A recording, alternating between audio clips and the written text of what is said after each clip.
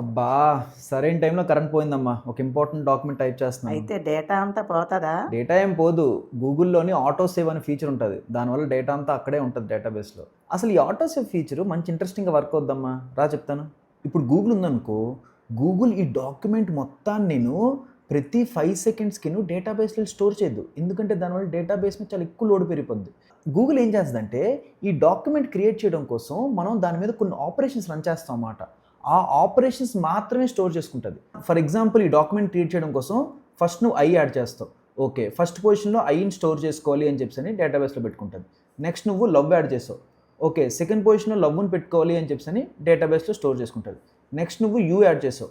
Okay. Third పొజిషన్‌లో యూని add చేసుకోవాలి అని చెప్పేసని డేటాబేస్‌లో పెట్టుకుంటది. నెక్స్ట్ నువ్వు లవ్‌ని డిలీట్ చేసావు. ఓకే. సెకండ్ పొజిషన్‌లో లవ్‌ని డిలీట్ చేయాలి అని చెప్పేసని డేటాబేస్‌లో పెట్టుకుంటది. ఇలాగా నువ్వు డాక్యుమెంట్‌లో చేసిన ఆపరేషన్స్ అన్నీను డేటాబేస్‌లో స్టోర్ చేసుకుంటదన్నమాట. ఇప్పుడు నువ్వు డాక్యుమెంట్ నెక్స్ట్ టైమ్ ఓపెన్ చేసినప్పుడు అది నీకు చూపించాలి కదా!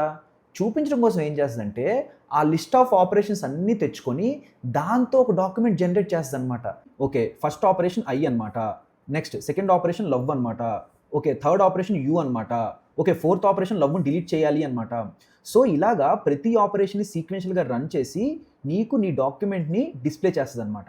సో, నువ్వు అబ్జర్వ్ చేస్తే కొన్ని థౌసండ్స్ ఆఫ్ ఆపరేషన్స్ ఉంటాయి. ఆ ఆపరేషన్స్ అన్నీ రన్ చేసి డాక్యుమెంట్ చూపించాలి అంటే చాలా టైం పట్టేస్తది.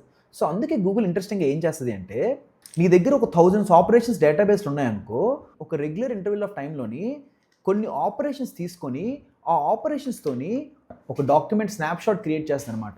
సో, నెక్స్ట్ టైమ్ నువ్వు డాక్యుమెంట్ ఓపెన్ చేయాలనుకో, ఫస్ట్ ఈ స్నాప్‌షాట్ డేటాబేస్‌ని తెచ్చి, నెక్స్ట్ దాని మీద ఇంకేం ఆపరేషన్స్ పెండింగ్ ఉన్నాయో, ఆ ఆపరేషన్స్‌ని ఈ డాక్యుమెంట్ మీద అప్లై చేసి, నీకు డాక్యుమెంట్‌ని చూపిస్తదనమాట. శబరి ఆగు, నువ్వు రాస్తుంది లవ్ లెటర్ కదా?